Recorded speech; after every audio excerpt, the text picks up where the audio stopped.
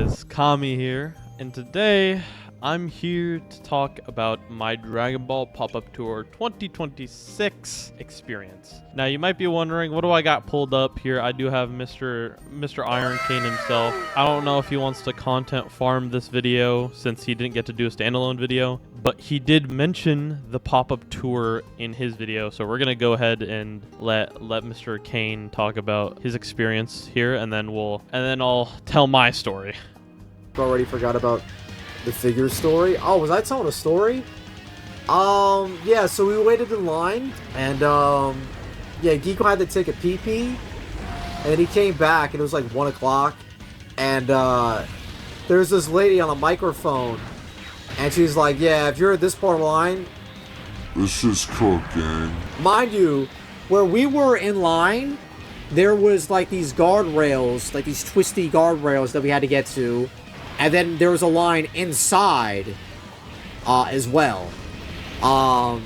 Yeah, so I'm like, fuck this shit. Let's just go inside, check this shit out. And we do. It's kind of cool. I could show you guys some of this shit. And then he shows some pictures here. This was the video I took. Yeah.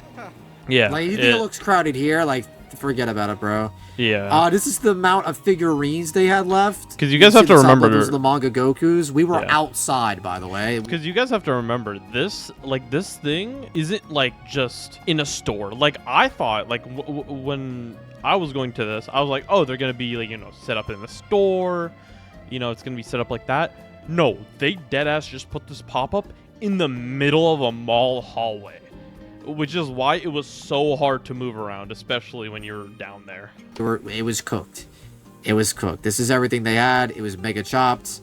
I had to take a picture of this. This looked really cool. They had shallot and giblet. Took a couple pictures of that. This was actually kind of cool, little pop-up thing they had. Here's the manga figurine. I had to take a picture of it because Lord knows I wasn't going to get it. Yeah, this those sold out really quickly. Cool that I didn't get. It's like, oh man, imagine I could get that shit. And there's the Beerus thing. This is me when I posted my Twitter thing. And then, yeah, this was... Yeah. So, this is where we were. And then we had to get to that part. And then it wrapped around one more time. And then we had to get inside. And this is where we were at the the line was not nearly nearly that long. It was not happening. People actually fucking camped out in the American Dream fucking parking lot at like 3 a.m. It was chopped. Yeah. Alright, guys, let's exchange type shit. Alright, moving on to my slideshow. Welcome to my pop-up tour slideshow. I hope you like the little graphics I put around. But yes, Iron, it was correct. It was very, very long line. To be fair to Iron, I mean, I did, spoiler alert, I did get to the end of the line because Iron was trying to get the manga Goku. I personally wasn't. I just wanted to get something out of it, and I wanted to do some of the activities there, which Iron never addressed if he did any of the activities there. I don't even know if bro knew there were activities there. I hope he did. Here's my experience. So this was when I first walked in. I didn't know about the line, by the way. I knew about the line. I just wasn't standing in it yet, but I went inside. I was so excited. Yeah, this is like a little bit of a street view, or bird's eye view, I should say. Similar to the video that Iron took. Obviously, these little posters that Iron showed as well, very, very cool to see in person. It was so nice. And then obviously, some of these display pieces that Iron also showed, like the shallot and giblet ones. And this I'm sure Iron saw this for sure when he was going around.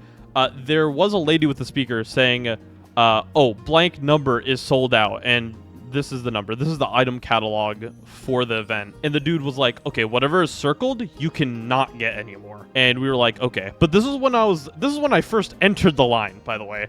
This was at 1 p.m. I didn't get to the end of the line until 4:30. I stood in line for 3 hours and 30 minutes straight. It was cooked. It was cooked. My back was hurting, bro. It was just cooked. This was, when I was in the middle of the line. I was grinding Dokkan in the line. Like, I was awakening the ROF blues and super easying the new blue Vegeta while in line. And I did Battlefield, Burst Mode. Like, I was doing so much on Dokkan. Because I had fucking 3 hours, man. But yeah, here's a little graphic that they put up for the tour. This was when I was, like, in the, like, right before I got to the retail. This is what it looked like. this had to be like 2 hours and 30 minutes in, probably. This was around then. Like, it was cooked. Like, it was... how many times can I say cooked?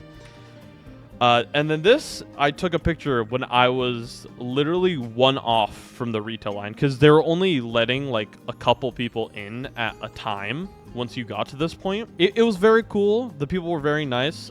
Actually, here, when you're in this line close to the retail, they actually give you a marker and a little, like, what is it? This catalog thingy that I showed earlier. Yeah, they give you one of these with a marker, and basically you get to circle what you want, and then you can hand it to the cashier, and they could be like, oh, you want this, this, and this, and then they can hand you those items, or they'll tell you if those items are out of stock. Obviously, a lot of the stuff, you know, people wanted was out of stock. Even some the Grandpa Gohan figures were sold out, which I was surprised. I'm like, wow, are scalpers really getting OG Dragon Ball? I mean, obviously, I'm not going to assume everyone that bought, you know, these figures are scalpers, but some of them are scalpers for sure. Some of them are probably scalpers that want to upsell this shit. But on to my item haul. This is after we're all said and done. By the way, after I, what I meant by activities, I guess I'll explain once I get into this, right? So at the front of the actual thing, when you walk in to the pop-up shop, there is a item catalog. I mean, obviously I stole it. It's free, so I just stole one. Very cool cover. You know, it's a design they use for everything. This is the first page, or I guess technically the second page when you go in. So Dokkan, Legends, Squadra, you know, all the live service games that we love. This is the back of it. You know, the Dragon Ball official site. Just cool promo. This is the I played Sparking Zero. So you had to wait in line to play some Sparking Zero. I mean, I faced this like little white kid with his dad. It was kind of funny. Like I was just having a fun time. You literally, all you do is play Sparking Zero, and then you get this participation trophy essentially. And then this was a part of the here. I want to show these. So this is what they call a rally card, and the rally card, you had to get 7 stickers, and then you can attach it to this. You show it to someone, and then they essentially give you an acrylic stand. So the little bottom dividers are stickers that you can put onto the rally cards, or onto the rally card, like the back of the rally card. And you have to essentially go around and find each of the spots where they were giving out these stickers, or where they were giving out these stickers. Damn, can I speak? No. But all of these were pretty easy to get, except 2 of them. The first one, all the way to the left, the white one, that was actually, like, it was very sneaky. They left it at the front. Like, that sticker was at the front of the entire pop-up thing, which I guess you could say, oh, that's not really that sneaky. To me, it was kind of sneaky. Like, they put it in the most, like, obvious spot to where no one would actually look there, right? And then the last sticker was actually the Dragon Ball official site. So once you got all 6 stickers, they would give you the 7th and the acrylic stand. So you could put it onto this rally card, which is super cool. You got a nice, like, little mini lanyard with blue Goku, and then obviously Diamond Super Saiyan 4 Goku on the back. There was gachapon machines, so you had to pay $9 for 3 coins, which is only 1 play on these gachapon machines, which, yeah, that's a decent chunk of change. I only paid $18, so I got 6 coins. That was 2 plays. I only did Daima ones because I kind of wanted Daima minifigures here. So, you know, I got myself a little bit of a Daima Super Saiyan 4 Goku. It's like a little keychain thingy. And then I forget what this was, but this is Goma, if you can't tell from the... I tried to get a good view, but this is the best way I could get you to understand that it was Goma. And then they had some of these blind boxes at the front that you could just kind of grab and pay for. I got 3 of them just because I thought they looked cool. This is what you get when you complete this. When you complete the rally card here, this is what they give you. It's kind of cool, but the funniest part is that actually, when you get to the retail, like the end of the retail line, when you pay over $100, you get this piece of cardboard with just the design on it, and then you get an entire acrylic stand that is the whole design again.